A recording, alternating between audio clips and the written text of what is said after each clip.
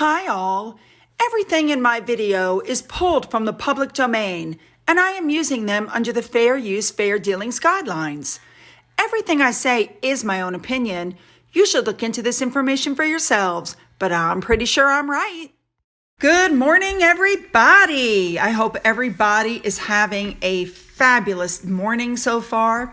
All right, we're starting off with a different picture today. This is from a Twitter user called Universal Sigh, and this is a picture of Neptune, and they wrote, interesting fact, Neptune takes 165 years to orbit the sun, and it only recently completed its first orbit since it was discovered.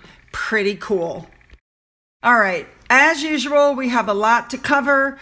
We of course have the Commonwealth Games, but we have a few other small things that we're going to talk about, okay? So let's just jump in and get there, shall we? Let's go. All right, I had to use this picture. Apparently, Charles had to go through a metal detector. I'm assuming it went off. That's why he's making this face. I just thought it was a really cute picture. All right, now Johnny Thompson has been spotted. As you can see, he's up and to the left. Let me zoom in just a little bit. Yes, ladies and gentlemen, there he is. Now, he was also spotted there to the left. Now, I'm not trying to be fickle. I'm really not fickle, but I think Johnny might have a little bit of competition. This gentleman is Adam. It's either Petey or Petty. And apparently he's going to be competing in the swimming. And I saw these photos and old thoughts of Johnny just went right out of my head. I don't know why. I wish I was there to cheer him on while I'm sitting in the stands next to Johnny. All right, moving on. All right, next up, Princess Anne is the patron to a group called UK Youth. And they do work at a place called the Soap Box. So Anne went as their patron, and they highlighted how youth work is supported, how they're supporting the mental health of young people and the changing face of youth work, which I think is really fabulous. And after that, the Duke of Gloucester visited Bromley, I think is how you say it, to view a showcase of exciting club sports as part of Access to Sports Week. This man is getting around. He is spry, getting around and doing his work. Absolutely love it. All right, let's move on. You know, we all know that Meghan Markle told everybody during the Oprah interview that nobody gave her any training. And of course, now we know she had 14 different aides helping her. So that was proven to be just another lie from the Oprah show. But notice she's not defending that. The only thing she's defending is what she said about her sister. And now her attorneys are coming out and saying it's not supposed to be objective, it's supposed to be subjective, which is just another way of saying she lied and now she's caught. So I have to be honest, I'm really worried about the Sussex squad. Let me tell you why I'm concerned. If Meghan said nobody taught her anything, and there were verifiable records proving that she had people teaching her things, they would still come up with an excuse for why she told a lie. That, you know, like she said that they'd been married 3 days earlier and nobody knew it, and come to find out it was a lie, and then they just made excuses for why she said that sort of thing. It's a little scary. But here's the thing. In order to stop all the talk about the book, they're now trying to say and bring up, oh, Prince William had an affair. Now, there's no evidence of this. There's no proof of anything. And the person who started the rumor has already come out and admitted that he started the rumor.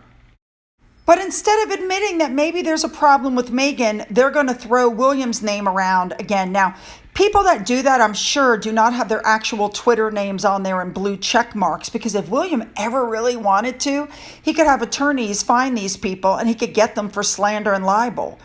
Because what they're saying, there's no proof of, oh, I heard a rumor. Oh, I heard this. Okay, well, doesn't make it true, people. Just admit what's going on. You guys should also know that that same man just had to give up his job at the BBC after he appeared to celebrate the death of a fellow journalist who had been critical of some of the things he'd said.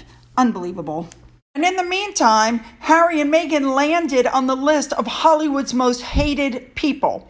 And they did that because of their sense of entitlement and their constant whining and victimhood. Don't they realize that you can only pull that card for just a little while? I mean, people are really starting to look at them going, oh my God.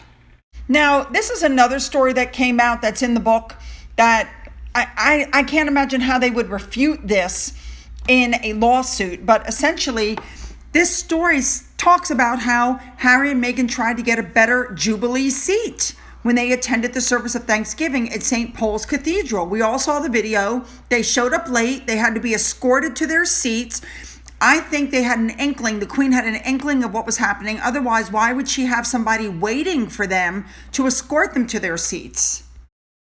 We all saw what happened. Meghan did her runway right, left, all the way down to the chairs. And then essentially they tried to get the rest of the family just to push in so they could sit on the end. And the usher made sure that that didn't happen. Now, they wouldn't have had that all set up ahead of time unless they had some inkling that these two were planning something. I think they were onto them the entire time. And the whole time, Harry's looking miserable. Look at the faces of everybody sitting around them. Everybody has a very straight face, but not Meghan. She's got that fake smile plastered onto her face. Now, let me just say, and I've said it before, I'll say it again, Meghan is not going to sue over this book. Could you imagine if she sues over the book and says, this is a lie, this is a lie, this is a lie, and she has to go into court to defend herself, and come to find out this stuff is true? Could you, or she pulls it wasn't objective, it was subjective, or, the other way around. Could you imagine what would happen? People are telling her not. If she's smart, she won't. But, all right, let's move on. And FYI, if they do want to sue, they have a year to start the process. If they don't, then there's nothing they can do about it. So once again, I think it'll be interesting to see if they sue, because they have filed 10 lawsuits in 3 years in cases where they didn't like what publishers said about them or claimed it was untrue or, whatever. They're very litigious. If they don't file a lawsuit, that tells you all you need to know.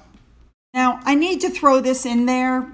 In the video today, I was shocked when I saw it. It says that Prince William has silenced his mother, the biographer Andrew Morton said. Now, the reason that he's claiming that Diana was silenced is because William, after the BBC came out, we know what happened with the whole BBC interview that Diana gave. We found out that Martin Bashir had forged documents and had preyed on her paranoia in order to get her into the interview. And it was all proven. Everything was proven. And so William said, you know what? I don't want that interview aired again. I don't want to see it again, especially after you got it. So the BBC agreed that it would never again air that interview with Diana at the urging of Prince William. And with that, Andrew Morton is saying, William is silencing Diana. No, he's silencing a fraudulent interview. And I'm saying that because if Diana had known that the bank records and the things that she was being shown were fraudulent, had she known that he was trapping her with lies, I don't think she would have done the interview. I don't. She did that interview because Martin Bashir, showed her fake documents that showed that Charles and the palace were going behind her back and were trying to do this and that to her. I'm sorry, but it was a lie. And had she known it was a lie, I agree with William. I don't think she would have done the interview. I agree. All right, moving on. All right, somehow this story just doesn't surprise me. People are now talking about Better Up, and they're saying it's nothing other than a virtue signaling company, and while they talk the talk, they don't walk the walk. People are saying that it's a toxic boys club. They felt discouraged to speak up when something didn't sit right. Wartime language was used to push people to their limits. Another person said that Better Up was a psychologically unsafe place to work, saying everyone was uncomfortable and living in fear. It's keep your head down, do your work, don't get on someone's bad side, and no one will go to HR, as HR is close to the leaders. Is anybody shocked by this? Because I'm not. Now, Better Up was approached for comment before this article was put out, and they had no statement. Now, a different poster said they can't wait for Netflix to expose Better Up, to do an expose on it. No, this person wrote that they speculate that a documentary might be the only way Netflix will actually recoup any of its money from the deal they struck with Harry and Meghan, as the all-expensive partnership in 2020 has resulted in nothing. This article points out that, and they're calling him Holistic Harry, because he used to go to public engagements and parties, and now he's, quote, meditating in Montecito, announcing we should all take time for ourselves, and even proclaiming if we don't like our jobs, we should just quit like he did. And then they ask, what are the characteristics of a cult again? This article points out that you have a charismatic leader preoccupied with money making, right? And they're giving you mind-numbing techniques like meditation, and they're elitists who think they're saving the world, so on and so forth. So this article ends by saying, if Steeper Pike were to offer one piece of advice, it would be that Harry may be better off without better up. Oh, and don't drink the Kool-Aid. Spot on. All right, next up, the Supreme Court. One of the justices was making fun of Harry for his UN speech because he compared the overturning of Roe versus Wade to the Russian invasion of Ukraine. And he blasted other foreign leaders, essentially, as well. Here's a small clip. It's been edited down so you can see the gist of what this man said. Watch this.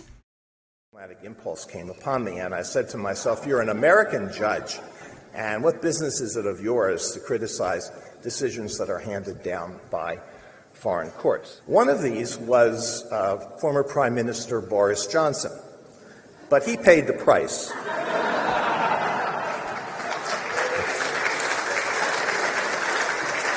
But what really wounded me was when the Duke of Sussex addressed the United Nations and seemed to compare the decision, whose name may not be spoken, with the Russian attack on Ukraine. Well, despite this temptation, I'm not going to talk about cases from other countries. That makes me wonder, does Harry really understand that he's being laughed at? Does he understand what's going on? Or are his team keeping it from him? All right, moving on. And I just want to add, people are upset with the speech for another reason. One of the things that Harry said was that he was taken to Africa after his mother's death, and he found peace there. But he completely left out the fact that it was his father who took him there. All right, now let's move on. All right, I'm just adding this in here. Apparently, this person on Twitter who is in France is putting up the current headlines about Harry and Meghan, and they are not good. France isn't loving these guys. All right, moving on. All right, Cressida Bona. She went to that wedding. We found out she was pregnant with her first child with her fabulous husband. And so now, of course, that everybody knows she's pregnant, they're following her all around London. She looks fabulous. She's obviously really pregnant. That's a key remark right there. She looks wonderful. She's glowing. Good for her. Looks like she got her happy ending. All right, moving on. On the 28th of July, Prince Charles hosted a reception for the Commonwealth Games. Looks fabulous. And as usual, I love the fact that he's stepping up to take the spot of the Queen since she was unable to attend all of these things. I'm glad he's able to step up and do all of this. All right, moving on. Princess Anne, the Princess Royal, went to meet teams and volunteers at the Commonwealth Games. Every time I look at her, it just becomes more and more apparent that she absolutely is her father's daughter. Love it. And I love that she's there to watch the games. Moving on. All right, Sophie and Edward went to watch gymnastics today. I think that's just one of the many things that's going on today. She looked lovely, as she always does. And it's so obvious. She and Edward have had a very successful marriage. They haven't been plagued by any of the problems that the other royals have been plagued by. And they seem to be a really good team. She's never put a foot wrong. I heard there was a problem when they were first married. But anyway, she's never put a foot wrong. And I think she was happy to step up, and take a little bit of the spotlight after being in the shadows for so long with Edward. I'm actually very happy for her. Anyway, they were there to watch gymnastics. So after Edward and Sophie were done watching the gymnastics in Birmingham, they headed out over to Coventry, where they were joined by Princess Anne and her husband to watch rugby sevens. Apparently, it was a great day today. The weather cooperated. Fabulous. Love it. I love that you can see that the family members, without other certain family members, all seem to get along and enjoy each other's company. And ladies and gentlemen, the first set of medals went out. Now, unfortunately, I'm not sure who all the teams are or where they're from. I do know that one team was from the triathlon. But congratulations to all the winners. You guys have earned it. I wish there was a way to stream these live. Oh, all right. Congrats. And some of these photos really, they show you the spirit of the games. You know what I mean? They may be competitors, but they're still showing good sportsmanship. This is what I love to see. This is just what I love. Great. All right, you guys. I've read some more chapters of the book. Chapter 17, I believe it is the one where Meghan was interviewed by that reporter Kashner. You know, the one where he later came out and said that never happened. And the author came back and said, yes, it did. And this is what happened. And Kashner immediately shut up. Interesting that after the article came out, it's being alleged in the book, that Meghan called Kashner and said, I thought we could be friends, but I guess that's just not possible. Okay, that was a bit of a shocker. Then I moved on to chapter 18. And chapter 18 is where Harry took Meghan to meet the sisters, and you know, they didn't see anything in Meghan that reminded them of Diana. That's all part of that channel or that chapter. And then also, apparently, Meghan was also talking about styling herself after Carolyn Bessette. You guys remember her? She's the one that married JFK Jr. They were both killed in that plane crash a good while ago. And other things that came out in that chapter was apparently Thomas Markle gave Meghan's phone number to Samantha Markle, and Meghan went nuclear, changed her number and demanded that Thomas stop speaking to the other kids. And Thomas said, no, I'm not going to do that. And he also at that time found out that he'd always had a decent relationship with Doria, and he reached out to Doria, and Doria wasn't speaking to him anymore. Doria had cut him off, probably at Meghan's behest. I found that very interesting. And the other thing that was in here that was super interesting was when Harry spoke with Thomas on the phone and kept saying, stay away from people. And then Harry starts yelling at Thomas on the phone, you took a bribe, because somebody handed him a bottle of champagne. He said, that could be a bribe.